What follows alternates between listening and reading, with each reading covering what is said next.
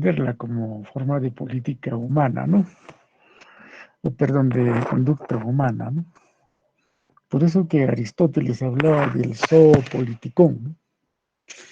Si nosotros borramos el zoo, queda el politicón. Sería una idea abstracta. O si borramos el politicón, solo quedaría el animal. Dejaría de ser el hombre. El hombre es la única especie que hace política, ¿no? Sobre esta aldea común que es la Tierra. Ahora, es forma de conducta humana con las siguientes características, ¿no? Es una actividad inherente a la persona, como tal es parte de su derecho, ¿no? De su derecho. Ahora, lo más polémico es cómo se traslada al mundo de las decisiones, ¿no? Y el mundo de las decisiones es una de las características, como tocaremos un poquito más adelante, del poder. Quien tiene capacidad decisoria es el que está premunido del poder. Por eso en el funcionamiento del Estado moderno, y desde John Locke, recuerdan ustedes, ¿no? Se buscó la manera de que ese ejercicio en el mundo de las decisiones esté equilibrado, ¿no? Y ese equilibrio derivó en una especie de fragmentación del poder, porque el poder es uno solo, pero por razones de evitar una extrema centralización, ¿no es cierto? Eh, se dieron pues estas propuestas desde el siglo XVIII y que son vigentes hasta estos tiempos, ¿no? Ese gran filósofo como John Locke, en su tratado, particularmente en el segundo tratado, ¿no? De gobierno, señala esos aspectos referentes a cómo se debe equilibrar las decisiones, tomando en consideración la parte normativa. La parte normativa va de la mano con la conducta colectiva humana. A la ciencia social, particularmente a la ciencia antropológica, a la ciencia sociológica y también a la ciencia política, le interesa la conducta humana colectiva, no la conducta humana individual. La conducta humana individual, eso sí, es privilegiado por la psicología, ¿no? Aunque la psicología social mucho más se aproxima al campo de la antropología social, de la sociología y también de la ciencia política, ¿no? Entonces, cuando se está hablando de decisiones, se está asociando al ejercicio del poder, ¿no? Trata de manifestarse como poder normativo. Claro, esto ya es en el Estado moderno, a partir del siglo XVIII, ¿no? Hace días escuché una exposición a ver si se los envío, para que ustedes lo analicen, pero pongan la atención, ¿no? Para decir de que el Estado Inca no estaba institucionalizado. La verdad, hasta ahora yo me quedo con esa preocupación, con el que no institucionalizada, ¿no? Claro que estuvo institucionalizada. A lo mejor aquel que hizo ese alcance quiso encontrar en la sociedad prehispánica, en la sociedad inca, códigos escritos, ¿no? Gran parte pues, del problema deriva del uso de ese término, ¿no? Escritura, ¿no? Como antropólogos nosotros tenemos que pensar en las formas de registro de conocimiento, porque si todos nos vamos a abocar a que ese registro de conocimiento sea al estilo cuneiforme, con esa escritura surgida en el Asia Menor, obviamente vamos a encontrar cientos de sociedades que no tuvieron ese estilo de registrar el conocimiento, pero registrar el conocimiento pues es todo un espectro muy amplio, ¿no? Entonces el asunto del poder normativo en el Estado moderno obviamente se ha dado a través y se da a través de las leyes, ¿no? Empezando por el pacto social. Una de las preguntas fue eso, ¿no? El pacto social. Para nosotros es la concurrencia de diversos segmentos de la sociedad y cada segmento de la sociedad concurre a suscribir, entre comillas, el... Traten de llegar pues un poco temprano, ¿no? Están molestando. Si se vuelve a hacer lo que se está haciendo estos últimos minutos, yo voy a suspender las clases y voy a dar por dictado, ¿va? Creo que somos tolerantes, se les ha dado 10 minutos y no podemos estar ingresando pues con 17 minutos de retraso. Ya si es que están advertidos. Vuelven a molestar y yo cancelo y doy por dictada la clase. Además acá estoy registrando a quienes están entrando, acá está apareciendo los nombres, ¿no? Ahora, cómo la expresión tiene connotaciones gramaticales, también es nuestra obligación a referirnos a ello, ¿no? Para eso, pues, es importante eh, tener a la mano o consultar los diccionarios especializados, ¿no? Desde el diccionario del diccionario británico, ¿no? Son algo de 40 volúmenes. Diccionario británico de ciencias sociales, ¿no? El diccionario de la UNESCO, juntamente que la Fundación Getúlio Vargas del Brasil editaron hace ya bueno, unos 20 años por lo menos. Y el último diccionario de política, el de Norberto Bobbio, ¿no? Que está traducido en, creo que una docena de idiomas, dada la calidad de ese diccionario, que hay que siempre consultar. Felizmente está en el Google, ¿no? Entonces, estas connotaciones gramaticales son tan importantes como el mismo contenido, ¿no? O sea, siempre nosotros vamos escuchando estos últimos tiempos, ¿no? Las políticas públicas, o sea, se están refiriendo a la acción propiamente, ¿no?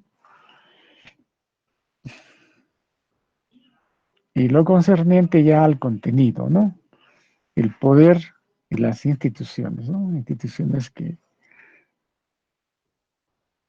son resumidas en alguna medida por los partidos políticos, ¿no? Muy a pesar de que hay toda una crisis de representación, ¿no? Estas últimas décadas, a partir del 92, eh, han surgido otras formas de representación, ¿no? Que en cierto sentido han ido desplazando a los partidos políticos. Los partidos políticos no son invención de una persona A o B, como institución emana del seno de la sociedad civil y con tareas muy concretas. En el caso de los partidos, su responsabilidad es intermediar entre la sociedad civil, del cual emana, y el Estado, que lo representa. El Estado no representa a todos, porque también emanó del seno de la sociedad civil. Por eso hemos explicado, ¿no? De que es imposible estudiar este Estado sin tomar en consideración sociedad civil o analizar sociedad civil sin tomar en consideración la acción del Estado. Por eso se habla de una dicotomía permanente, ¿no?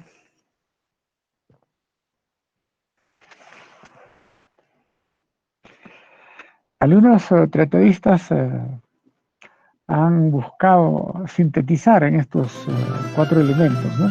A manera de comprensión general, ¿no? La lucha por el poder, ¿no? Algunos revolucionarios, pues, a inicios del siglo pasado señalaban, ¿no? Salvo el poder, todo es ilusión. O sea, se puede tener la mejor propuesta en función de la sociedad, pero si es que aquel que tiene esa propuesta y no está premunido de la capacidad decisoria, o sea, no tiene el poder, es una simple ilusión, ¿no? De ahí de que los grandes movimientos, ¿no?, revolucionarios desde el siglo XIX, ¿no?, desde la Revolución Francesa, etcétera, etcétera, hasta las mismas revoluciones anticolonialistas e inicios de los años 60 generados en África principalmente, ¿no? Han tenido como perspectiva, ¿no?, hacerse del poder político para implementar el conjunto de las acciones que al final de cuentas es la realización del bien común.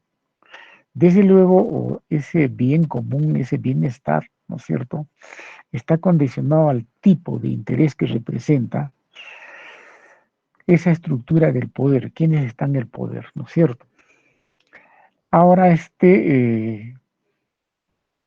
todas las sociedades, al decir todas, yo creo que estamos llegando a cierta afirmación, son heterogéneas.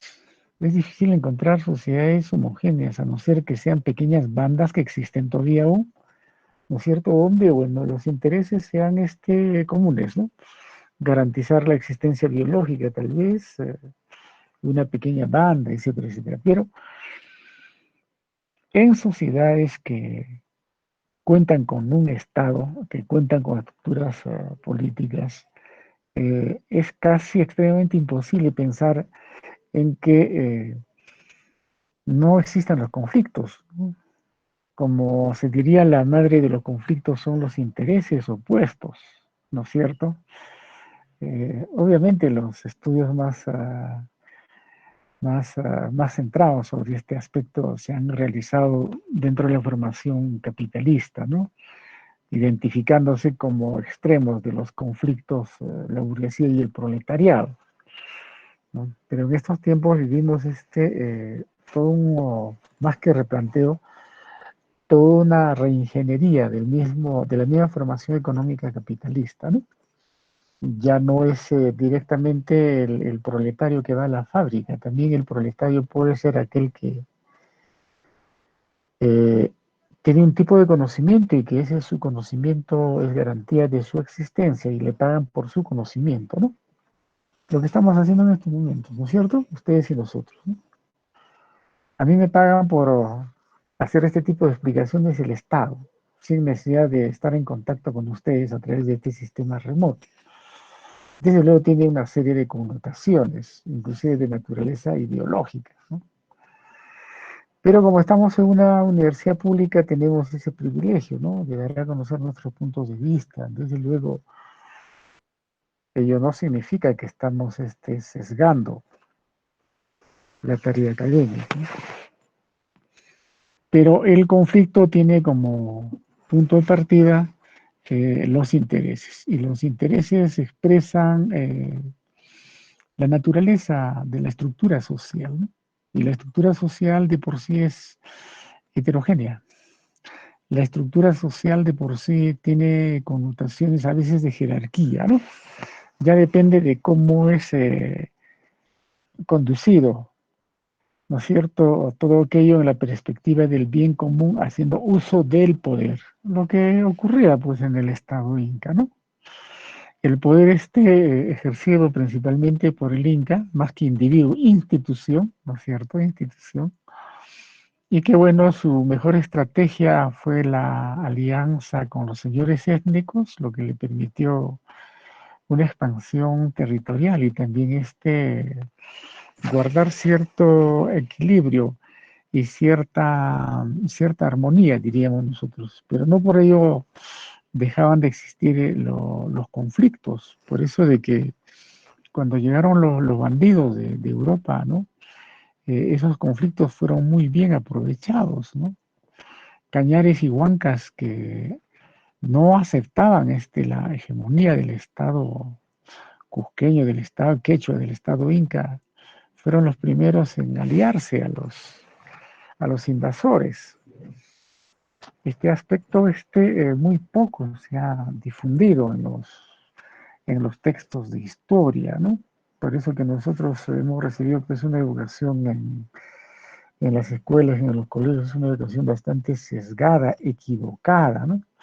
Se nos ha fijado en la cabeza que 160 valiosos héroes han hecho caer un imperio, etcétera, etcétera. Eso no es así. Nosotros tenemos que partir, ¿no es cierto?, del conocimiento de cómo fue esa estructura social y política al siglo XVI, ¿no?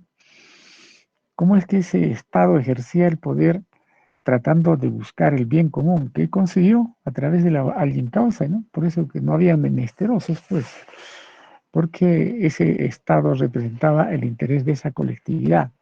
Por supuesto, la decisión se tomaba en la esfera, ¿no es cierto?, de la institución, simbolizado por el Inca, ¿no?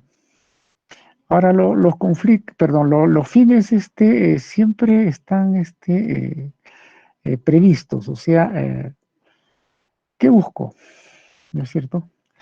¿Cómo voy a lograr? ¿En qué tiempo voy a lograr? Por eso de que los partidos se preocupan, ¿no?, en tener un soporte ideológico, programático y también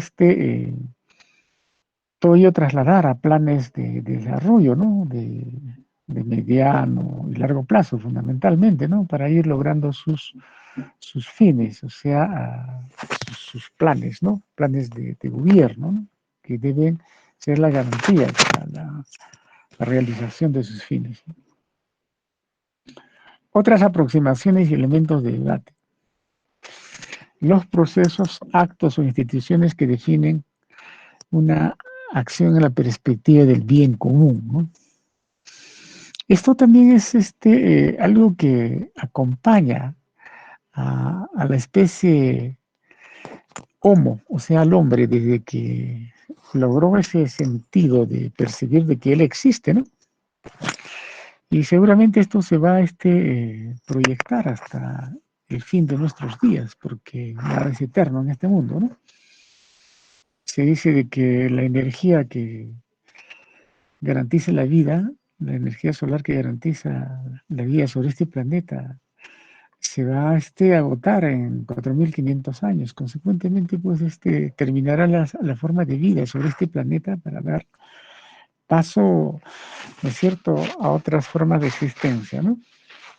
Eso es evidente. Mientras tanto, siempre a través de la acción política se busca el bien común, ¿no es cierto? El bien común, concepto mucho más filosófico, a veces se lleva al terreno de la abstracción, ¿no? O sea, bien común, ¿desde qué perspectiva es bien común? ¿No es cierto? En términos de qué, etcétera, etcétera, ¿no?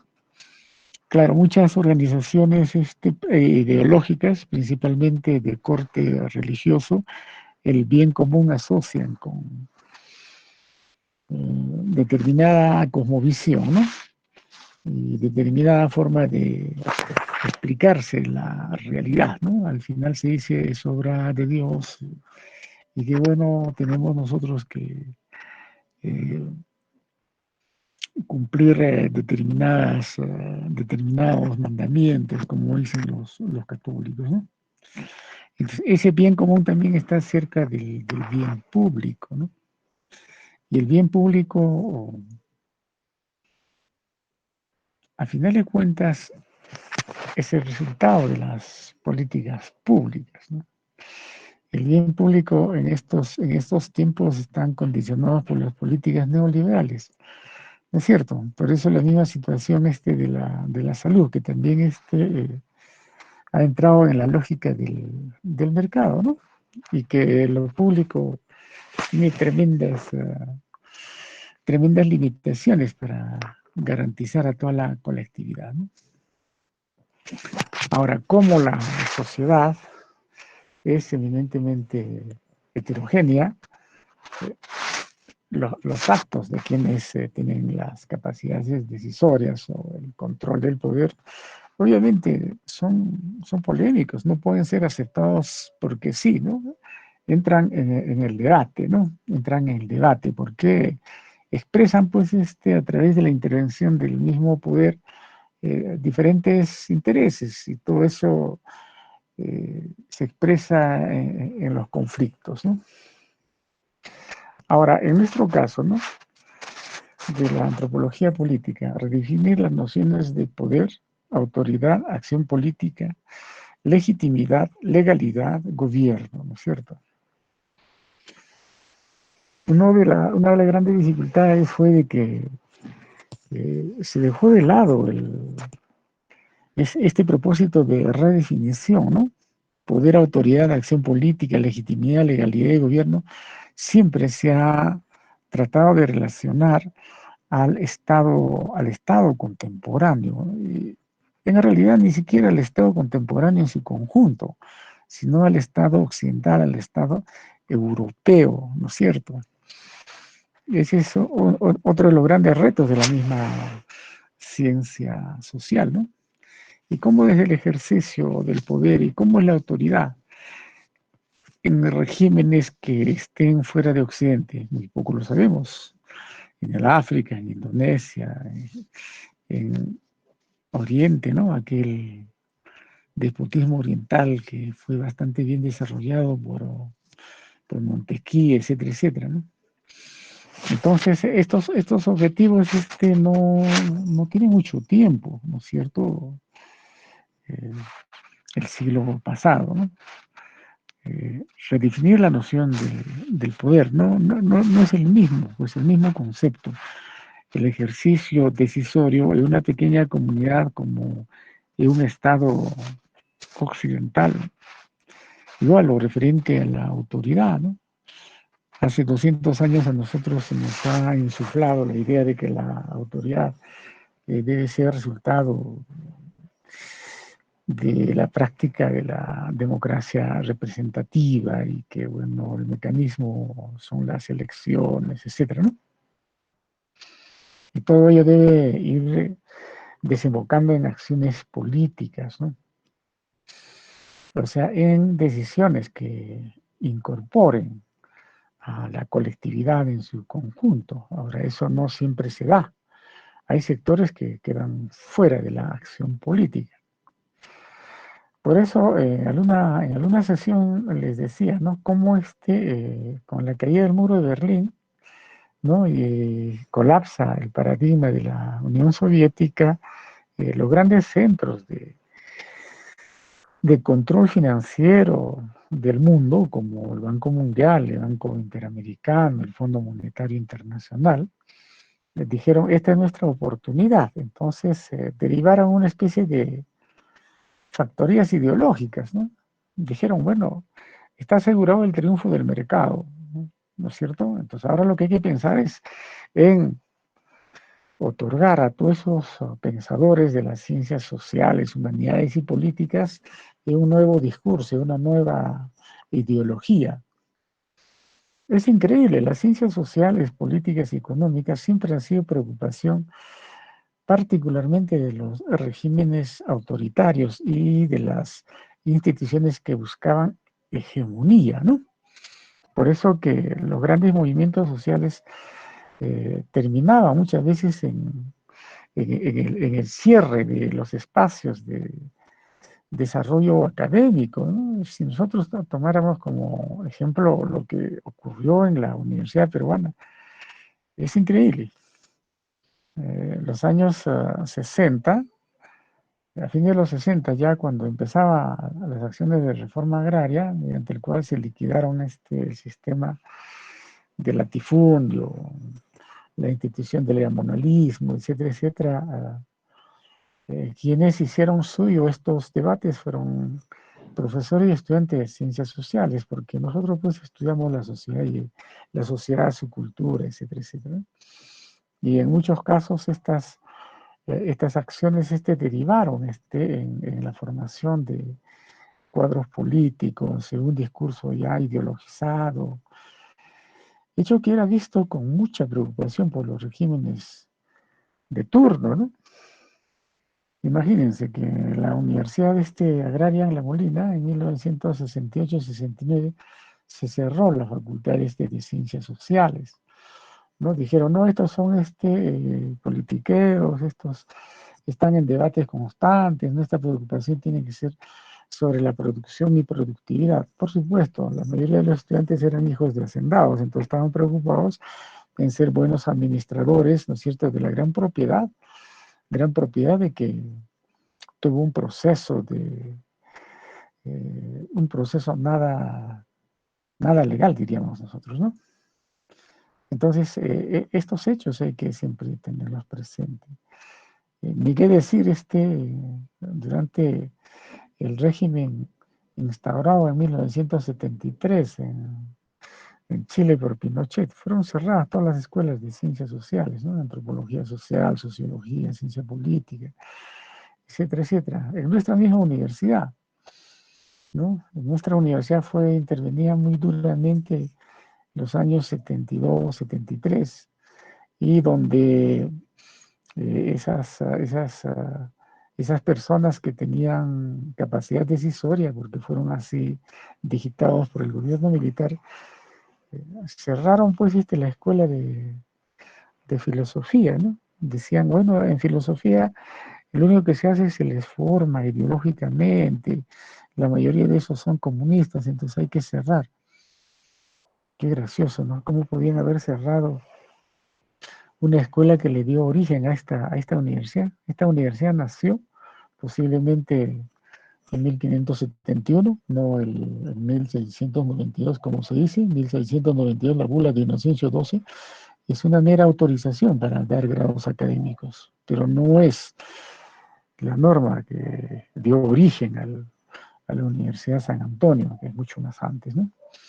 Eso también ocurrió en nuestra universidad, ¿no?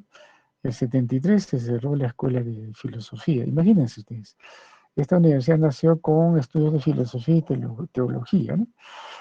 Y se llega a cerrar pensando en que con ello, bueno, ya la universidad iba a ser menos contestataria, menos polémica. O sea, ¿cómo es que nosotros negamos, ¿no es cierto?, esa parte inherente a la conducta humana, que es la política? Otra cosa es, ¿no es cierto?, la política partidaria, pero la política, ¿no es cierto?, que tiene esos tres grandes ángulos: el Estado, los intereses y las decisiones, es parte inmanente a la naturaleza humana, ¿no? Ahora, dada la heterogeneidad de la sociedad, ¿no es cierto?, en el mundo, también interesa pues una tarea comparativa, no con el propósito de jerarquizar, de decir esto es mejor y esto es peor, no, no, no. Las sociedades se organizan, las sociedades imaginan sus instituciones pensando en el bienestar de su sociedad. Y como las sociedades son diferentes, obviamente, lo comparativo es para conocer eh, el grado de diversidad, ¿cierto? Diversidad, que es un tema que entra en debate, o que ha entrado en el debate ya por lo menos 50 años, desde las declaraciones de Barbados, ¿no? Estas islas del Caribe que sirvieron para grandes discusiones sobre la realidad de los pobladores de esos lugares. No hay que olvidar de que en esas pequeñas islas hubieron o se implementaron regímenes autoritarios, resultados de las acciones colonialistas, ¿no? De ingleses, franceses, etcétera, etcétera, ¿no? Y ese problema aún persiste, por eso que uno de los países menos desarrollados, que está en el sótano en términos de índice de desarrollo humano, pues está en el Caribe. Sería bueno que ustedes al final me digan de qué estado estamos hablando, ¿no?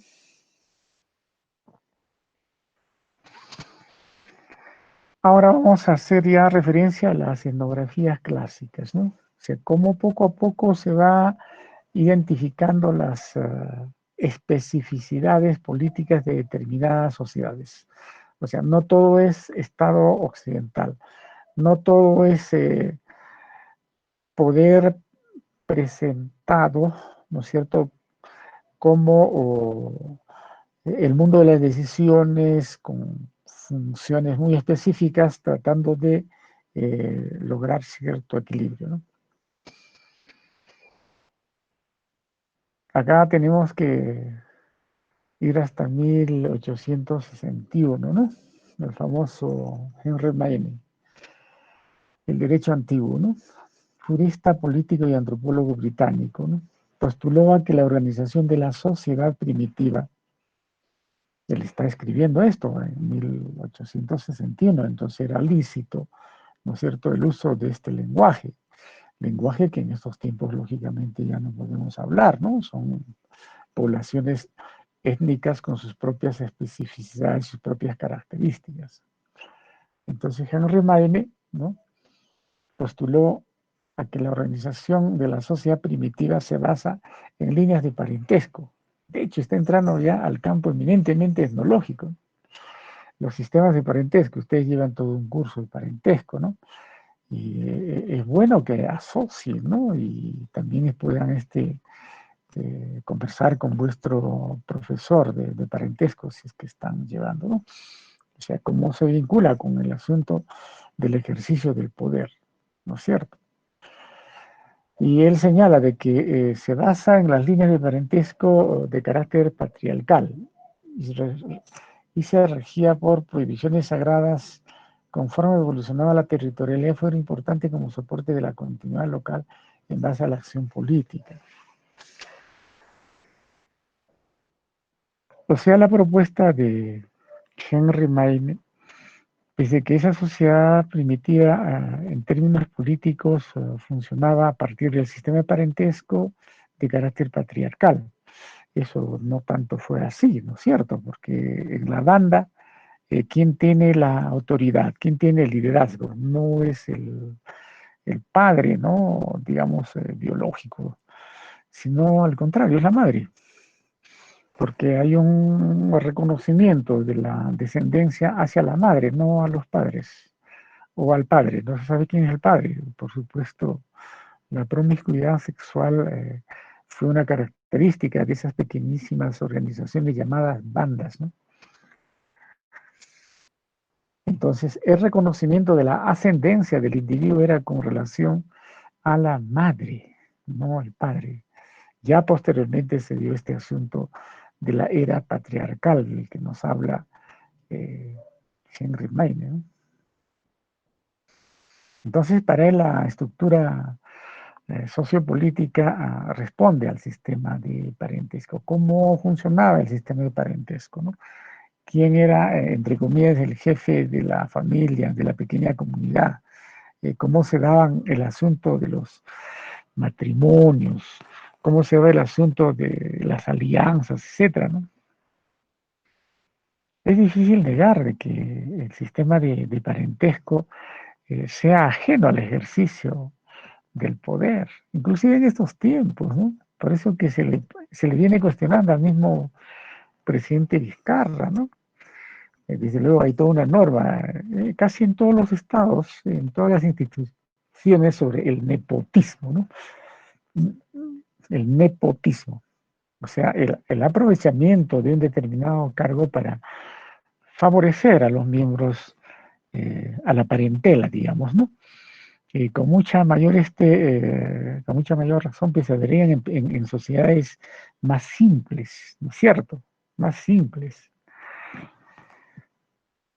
Haciendo un paréntesis, las grandes alianzas políticas implementadas por los incas tenían el propósito, obviamente, de generar incondicionales, de generar absoluta lealtad, de propiciar alianzas a partir de, entre comillas, regalos, ¿no? Los señores étnicos eran convocados al Cusco a las grandes fiestas, ¿no?, que se daban después de las cosechas, después de la primera cosecha, uno de los principales, perdón, raimis era en diciembre, porque bueno, en diciembre, enero salen las primeras cosechas de las áreas agrícolas que tienen riego, o sea, las mejores tierras, y ahí empezaban las grandes fiestas, y luego, después de la cosecha mayor, que se daba entre junio, julio, ¿no? Otro raimi. Entonces, estas, entre comillas, fiestas, ¿no es cierto?, convocaban a los señores étnicos, a los representantes de las poblaciones que venían a invitación del Inca, y el Inca les hacía una serie de presentes. Y desde luego lo más representativo era cuando el Inca entregaba a una muchacha como una compañera del señor étnico que venía, qué sé yo, ¿no? De Chincha, del Valle de Locumba, etcétera, etcétera, ¿no? O de la costa norte, ¿no? Entonces con esa muchacha que era una ángel, por supuesto, retornaba dicha persona y tenía pues un efecto hasta psicológico para esas poblaciones étnicas, ¿no? De que el todopoderoso del Cusco eh, está haciendo un presente a esa población étnica de una mujer que se supone es de sangre noble, sangre real. Entonces se iba cultivando, ¿no es cierto? Toda una conducta parental, ¿no? Toda una lealtad absoluta y en términos occidentales jurada, diríamos nosotros, ¿no? Pero lo que interesa de Henry Maine es de que él plantea, ¿no? Ya no pues el asunto de la organización de la sociedad en términos políticos a partir de un mandato de un determinado Dios, etcétera, etcétera, ¿no? Sino a través de las líneas de parentesco. O sea, ahí va centrando su atención cómo funciona dicha sociedad, ¿no? El padre, la madre, los hijos, lo que nosotros como antropólogos conocemos, ¿no es cierto? Las líneas de ascendencia, las líneas de descendencia, ¿no es cierto? Lo colateral, los principios que se dan en cuanto al mismo matrimonio, el caso de los matrimonios de primos cruzados, etcétera, etcétera, todo lo que está en los estudios sobre parentesco, la misma terminología, ¿no? Sociedades que han desarrollado, inclusive dentro de su lenguaje, ¿no? Expresiones muy puntuales para identificar el grado de relación de una persona con su comunidad, con su familia, llámese nuclear o eh, extensa, ¿no? Ustedes que han llevado parentesco, están llevando, entienden estos conceptos, que es una familia nuclear, ¿no? Entonces, esta propuesta, ¿no? De explicar de que la organización de la sociedad se basa en la línea de parentesco, obviamente eh, estaba apuntalando al ejercicio del poder político, ¿no? Y dice, era patriarcal, o sea, el padre conducía, el padre tomaba las grandes determinaciones, las grandes decisiones, y toda la comunidad estaba en función a esta determinación, ¿no? Entonces, 1861, pues, ¿no? Ya se va conociendo de que el parentesco era una estructura sociopolítica primaria, ¿no? Y esto no terminó, repito una vez más, con las sociedades simples, ¿no? Eh, en los tiempos actuales se dan de manera, digamos, a veces cubierta, ¿no? A veces cubierta, ¿no?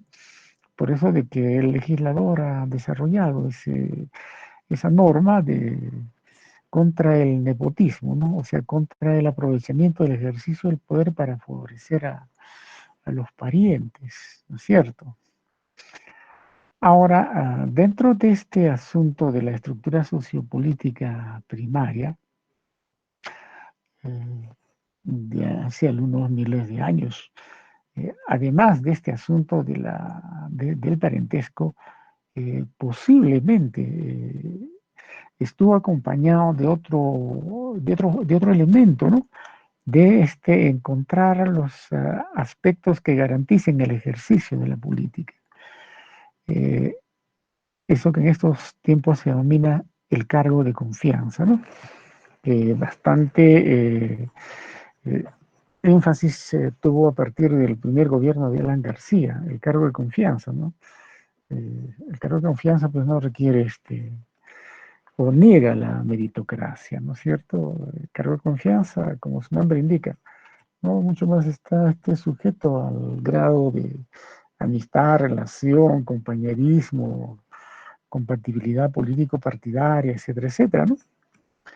Creo que la semana pasada dieron a conocer que la ministra de Economía, la señora o señorita Alba, no tiene el título profesional y que solamente tiene el bachillerato. Pero como se trata de un cargo de confianza, obviamente se niega el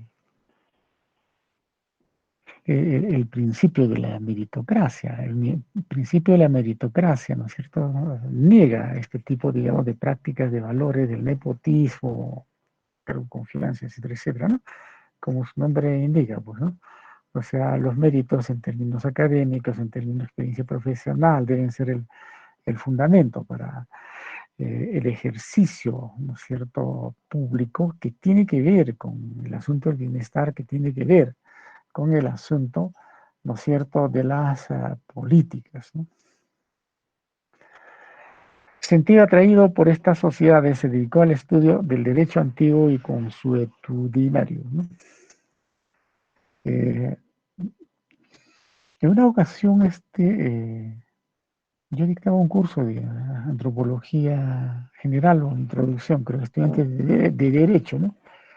Y les hablaba de estos aspectos que un tanto sonaba aburrido para ellos, ¿no? Pero sí estaban muy entusiasmados en ya conocer la parte normativa, ¿no? Los códigos, las leyes. Pero ¿cómo es que se forjó todo ello, no? Muchos de ellos me decían de que sí, pues hay una tradición del derecho romano, como que si con Roma hubiera empezado el desarrollo, digamos, de la sociedad en términos institucionales, ¿no? Entonces, esta, esta tarea, ¿no es cierto?, del derecho antiguo, sus conexiones con la historia antigua de la sociedad y sus relaciones con las ideas modernas, ¿no? Publicado en 1862, sería una especie de punto de partida ya para institucionalizar el asunto del ejercicio de la política al interior de la sociedad. La primera propuesta, la primera hipótesis de que funciona en consideración a las líneas de parentesco, ¿no es cierto?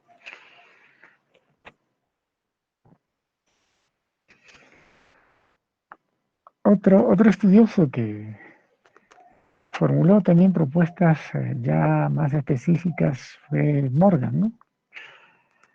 Interesado por la vida de los iroqueses, ¿no?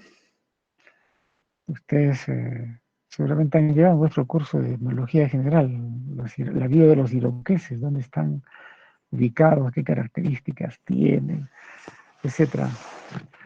En general, las grandes poblaciones étnicas de las praderas, ¿no es cierto?, tanto canadienses como estadounidenses fueron ocupadas por esas sociedades. Hay una película interesante, ¿no? ¿Cómo se llama esta película? Es referente a cómo la vida de las poblaciones está condicionado por en parte los cambios climáticos que definen las migraciones del bisonte, ¿no es cierto? Y que estas poblaciones, como se alimentaban básicamente de los bisontes, se trasladaban junto que estas especies de ganadería endémica de esas llanuras, de un lugar a otro, se desplazaban en función a los cambios climáticos que finalmente definían la disponibilidad de pastos, ¿no? Ahora, sin ir muy, muy lejos, a esas sociedades de los llanos también se dio con los camélidos en la zona de los Andes. En una clase creo que les hice referencia que la última glaciación en el continente terminó hace 10.000 años, la glaciación de Ur. Y esa glaciación de Ur también permitió un mayor flujo de los pobladores tras la huella de los camélidos, ¿no? Y esto se daba principalmente en los valles de la zona andina que daban hacia la costa, ¿no? Esa es la famosa transhumancia, ¿no? Pero más allá de todo ello, en el caso de los iroqueses, los estudios que hizo Lewis Morgan estaban vinculados a sistemas de consanguinidad y afinidad de la familia humana. Otra vez, ¿no es cierto?, se orienta su atención a la cuestión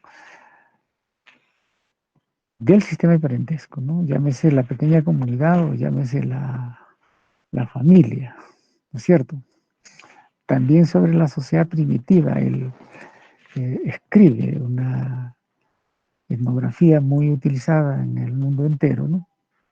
Descubrió que las relaciones de parentesco estructuraban el grupo y servían para establecer lazos, líneas que unían a los individuos en un sistema de obligaciones recíprocas. Acá ya viene un aporte de, ¿no?, de que dentro de estos sistemas de parentesco se daban el sistema de obligaciones recíprocas. Cuando estuve en el Cusco en 1571-72, el virrey Francisco de Toledo empezó a dar sus primeras ordenanzas y una de ellas estaba orientada a nuclear a las poblaciones y muchas de las comunidades campesinas tienen origen en esas ordenanzas de Toledo, ¿no? Y el nucleamiento de las poblaciones muchas veces consolidó, ¿no es cierto?, la institución de la reciprocidad. Desde luego, este virrey con esa racionalidad occidental no iba a percibir estos aspectos, ¿no? Y se fue generalizando entre las poblaciones el uso de Ailiuini, ¿no? O sea, es mi familiar, lo que conlleva obligaciones recíprocas en términos de trabajo, en términos de determinada producción para atender sus necesidades, etcétera, etcétera, ¿no? De modo que ya acá se va incorporando y se va ampliando, que no solamente la cuestión de las relaciones de parentesco, ¿no es cierto?, definían la acción política, sino además de establecer lazos y líneas que unían a las personas, permitía gestar pues obligaciones recíprocas, ¿no? Desde luego eso es parte también de la naturaleza humana, ¿no? En determinados grupos con más fuerza que en otros, ¿no? Señala que la pauta matrilineal como regla de descendencia en los grupos de parentesco de la sociedad iroquesa. O sea, acá va incorporando el otro elemento que diríamos que es opuesto a lo desarrollado por Henry Maine, ¿no? Maine hablaba de la pauta patrilineal y acá se habla de la pauta matrilineal como regla de descendencia, ¿no es cierto? En todo caso, Morgan estaría mucho más cerca al análisis de cómo se dio el proceso de autoevolución o de hominización, ¿no es cierto?, en función de las instituciones que iban desarrollando, que iban gestándose dentro de la sociedad, en función de la capacidad decisoria, en otras palabras, en función del ejercicio del poder.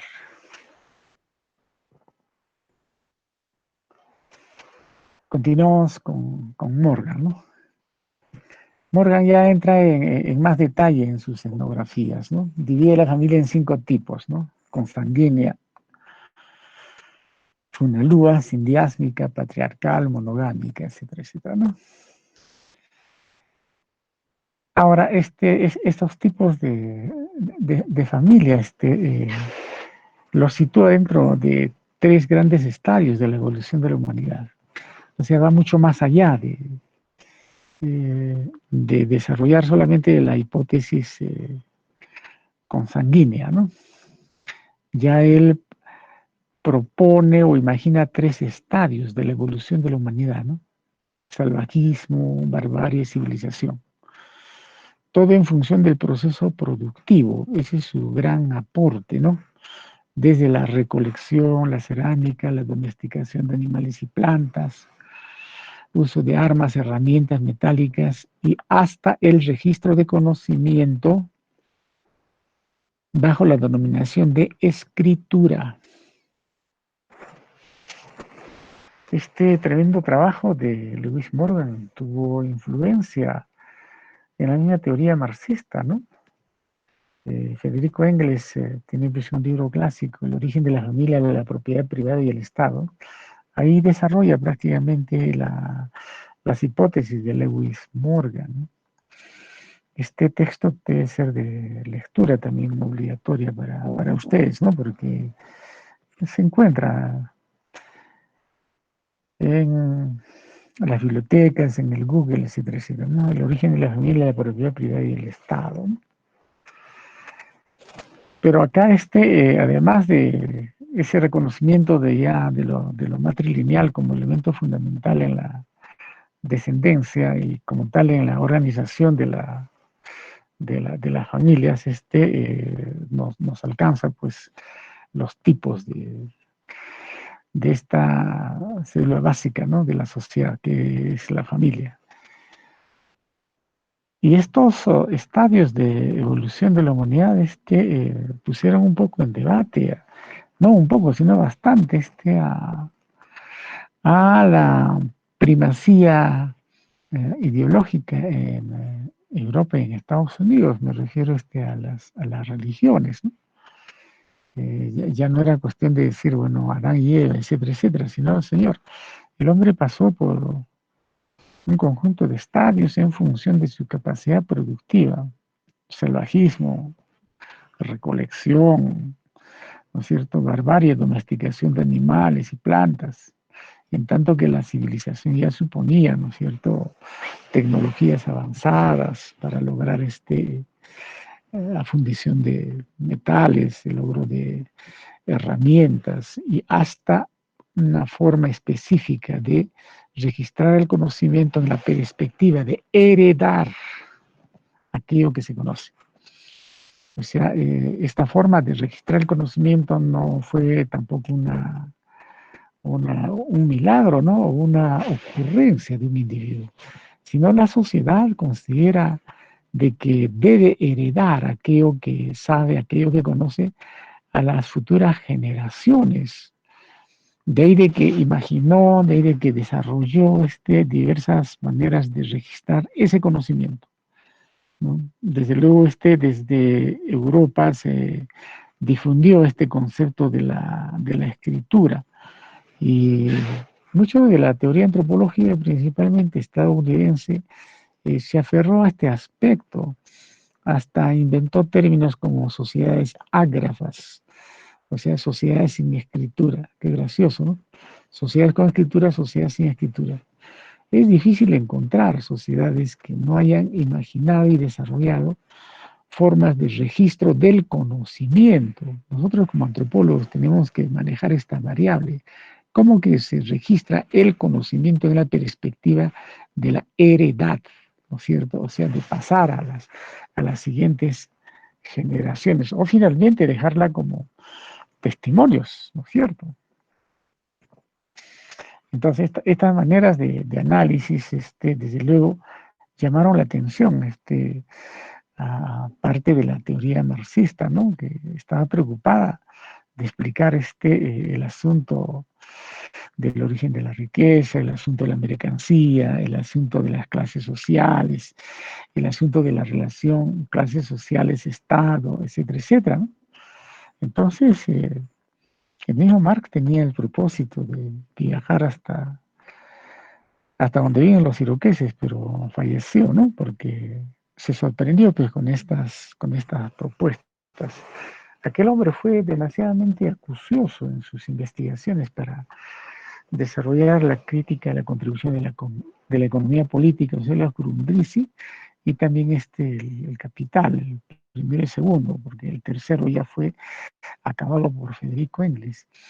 Entonces, revisó todos estos aportes, ¿no? Desde, que se dieron desde diferentes perspectivas, ¿no? Inclusive revisó la traducción que hizo Scott sobre algunas crónicas para difundir qué era esa sociedad inca que existía en los Andes, ¿no? Sobre este aspecto hay una tesis doctoral presentada en la Universidad Autónoma de México, ¿no? Eh, Analizando el por qué Marx toma en consideración la sociedad inca de Prescott y no toma, ¿no es cierto?, en consideración la sociedad mesoamericana prehispánica, o sea, aztecas o mayas, ¿no? Y en esta tesis doctoral presentada, se llega, entre otras, a la conclusión de que en esa sociedad estaba la utopía marxista, ¿no? De que su institución llamada sociedad no sea una institución que garantice la explotación, que garantice los procesos de acumulación, sino sea una institución que garantice el bienestar, el bienestar, ¿no? Y ese bienestar supone una muy pensada y adecuada distribución de la riqueza, traducida en producción, traducida en organización de la misma sociedad, etcétera, etcétera, ¿no? Y esa sería la razón por la cual privilegió, ¿no es cierto?, Carlos Marx a las traducciones hechas por Scott al inglés para leerlos y considerar en sus investigaciones, ¿no? Particularmente de formaciones económicas precapitalistas. Y se dio el trabajo de hacer una especie de rastreo. Y tanto oro, tanta plata que vino de esa sociedad, ¿no? ¿Dónde llegó? Si España en aquel entonces, el siglo XIX, bueno, era una sociedad atrasada, ¿no? Se preguntaba, y bueno, pues, ¿qué hicieron con tanto oro y con tanta plata que trajeron de ese estado de bienestar de los incas, de allá en los Andes, en el Nuevo Mundo, ¿no? Y fue el primero en dar algunos alcances de que finalmente todo ese oro y toda esa plata, todos esos metales preciosos, eh, su destino final fueron países como Holanda, como Alemania, países que ya estaban ingresando en la etapa de la revolución industrial, ¿no es cierto? A través de la producción de manufacturas buscando mercados, y qué mejor mercado que encontraron a España, ¿no? Grandes consumidores, desde obras de arte, licores, en fin, muebles, todo tipo de mercancía. Entonces todo el dinero se iba para allá. O sea, los procesos de acumulación capitalista, ¿no es cierto?, se dieron tuvieron como uno de sus consecuencias, ¿no es cierto?, las iniciales prácticas de consumismo propiciados en España, ¿no? Por eso que termina el ciclo de la plata y colapsa la economía y la política de España, y se ven obligados, ¿no es cierto?, a dar disposiciones para un mayor pago de tributos, etcétera, etcétera. Y uno de los efectos fue la revolución encabezada por Tupac Amaru. Entonces, como ustedes pueden darse cuenta, ¿no? No podemos nosotros tomar de manera suelta, ¿no es cierto?, los diferentes procesos sociales. Están vinculados a las formas como, ¿no es cierto?, se dan los procesos productivos. Y la forma como se dan los procesos productivos tiene incidencia directa con esos estadios, entre comillas, de evolución de la humanidad. O sea, es el gran aporte de Lewis Morgan, ¿no? Además de considerar, ¿no?, el asunto del matriarcado, que había sido desestimado por Henry Maine, ¿no?, de que él privilegiaba el patriarcado en la cuestión de la organización de la sociedad, consecuentemente en el ejercicio de la política, ¿no? Otro jurista, antropólogo y filólogo suizo, Bachofen, ¿no? Él puso toda su atención en el asunto del matriarcado, sobre estudios de las religiones basadas en deidades femeninas, ¿no?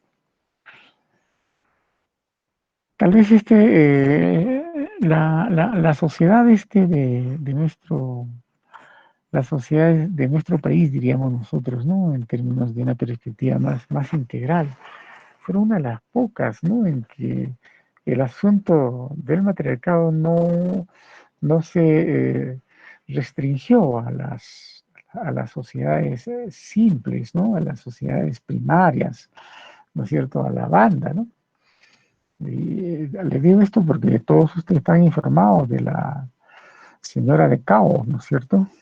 Esos hallazgos en las investigaciones arqueológicas de años atrás en la costa norte, ¿no? Encontraron a una mujer con todos los atuendos, un entierro seguramente con toda la solemnidad, porque se encontró sus ajuares, todo el sistema simbólico y sin duda se trataba de una mujer gobernante. Entonces, el asunto del matriarcado tampoco no hay que restringir a que eso correspondió a una etapa de la evolución de la sociedad. En términos generales, aceptémoslos, pero en términos mucho más específicos tenemos que encontrar, ¿no es cierto?, elementos que eh, den las características de una sociedad. Entonces la sociedad de Cao no solamente puede ser una sociedad que se había quedado en la etapa, ¿no es cierto?, de la recolección, en la etapa de la caza, pesca, no, era una sociedad altamente desarrollada porque había un manejo de las tecnologías, ¿no es cierto?, que permitían fundir el oro, efectuar símbolos traducidos en una artesanía muy compleja, etcétera, etcétera, ¿no? Entonces, Bachofen, desde luego, puso atención a que cómo es que hay deidades femeninas dentro del mundo de la religión y que esto estaría sustentado en la vigencia, la hegemonía del matriarcado, ¿no? Desde luego con excepciones en determinada simbología y mito, ¿no? La obra representativa es derecho materno. Seguramente muchas feministas conocen esto y si no conocen es momento de revisar el derecho materno, ¿no? ¿Qué dice sobre aquello? Bachofen, publicado en 1861. Entonces, la cuestión del derecho materno no es pues asunto de género de estas últimas décadas, ¿no? Sino que tiene antecedentes bastante lejanos. Y en nuestro caso, en el caso peruano, estamos obligados a tener una información de ese mundo tan amplio como fue la sociedad andino-amazónica y litoral antes del siglo XVI, ¿no? Bachofen, que fue prácticamente el tercero ya en ingresar en la elaboración de estas etnografías, eh, replantea muchos de ellos, pero y reconoce, perdón,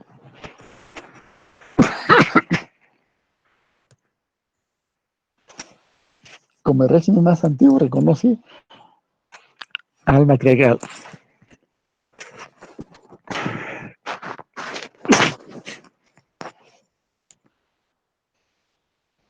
Esta hipótesis ampara en la mitología de índole femenina, ¿no? Sobre la madre originaria.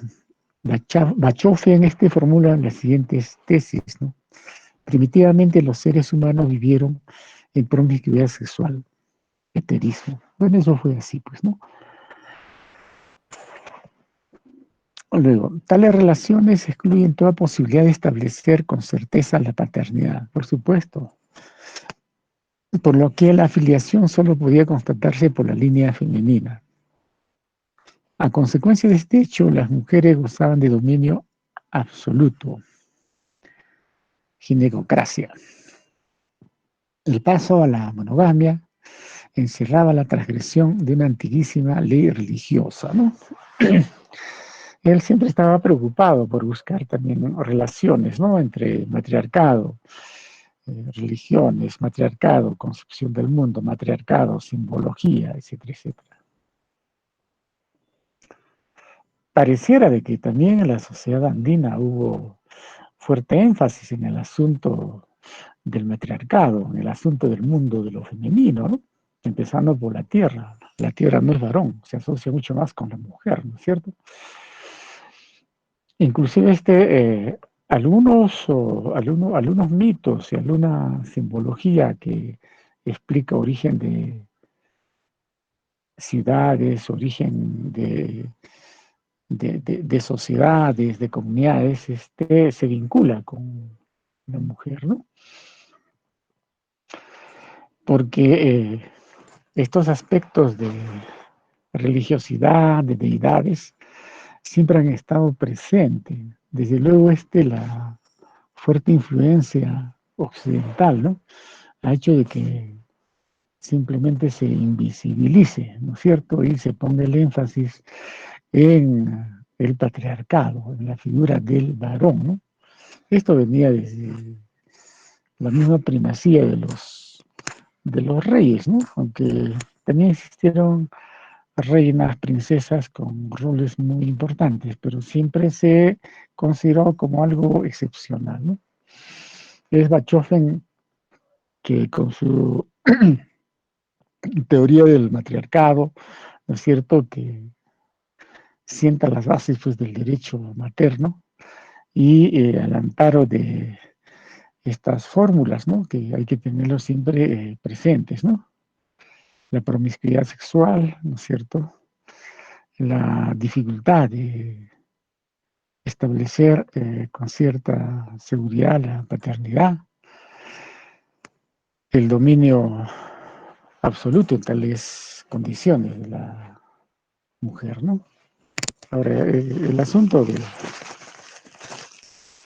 de la monogamia ya conlleva a mayores análisis propio también del parentesco, ¿no? Entonces, estos estudiosos fueron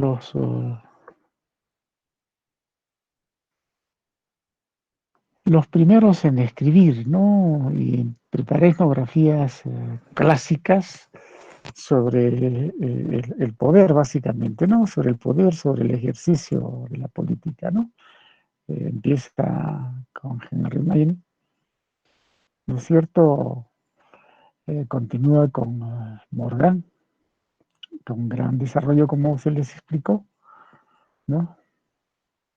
Con influencia en la doctrina marxista, y Bachofen retoma este asunto del matriarcado, ¿no? O sea, por una parte patriarcado, por otra parte procesos productivos y por otra parte matriarcado. En eso se resumiría el aporte de estos grandes primeros etnógrafos, ¿no? Patriarcado, sistema de parentesco, ejercicio de la política. Luego, procesos productivos, evolución de la sociedad, y luego vendría el asunto del matriarcado. O sea, tres grandes componentes para empezar a estudiar los procesos políticos, el ejercicio, ¿no es cierto?, del poder, ¿no? Uno, los padres. Dos, el proceso productivo. Tres, las madres. Aunque estudios posteriores han demostrado de que primero sería este asunto del matriarcado, ¿no? Luego vendría los procesos que estarían ya acompañados de la concurrencia de una fuerza de trabajo y de una tecnología. Todo ello se expresaba en los procesos productivos, ¿no? Y el asunto del patriarcado, eso más o menos sería la secuencia mucho más lógica, mucho más científica para entender el carácter de estos primeros aportes, ¿no es cierto?, al estudio, ¿no es cierto?, del mundo de las decisiones, al asunto del inicio, de la sugerencia de estudiar el Estado. Y con todo esto entramos a la cuestión del Estado, que eso sí nos va a llevar a algunas, algunas sesiones. Me gustaría ampliar estos puntos. Si tienen algunas preguntas, iniciamos la ronda de preguntas. Y si no, pueden utilizar también el chat.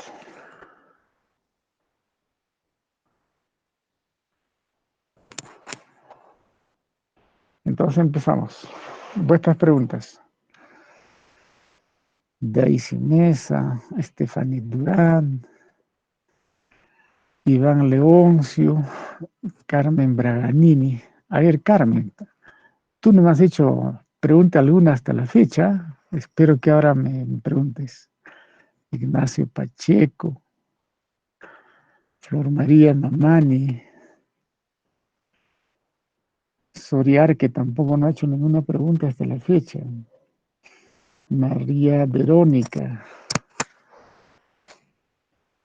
Pues ahora espero vuestras preguntas para ampliar, de ser posible, algunos conceptos dados sobre estos elementos de la política, pero sobre todo, ¿no es cierto?, las primeras etnografías que dieron origen al estudio de la política.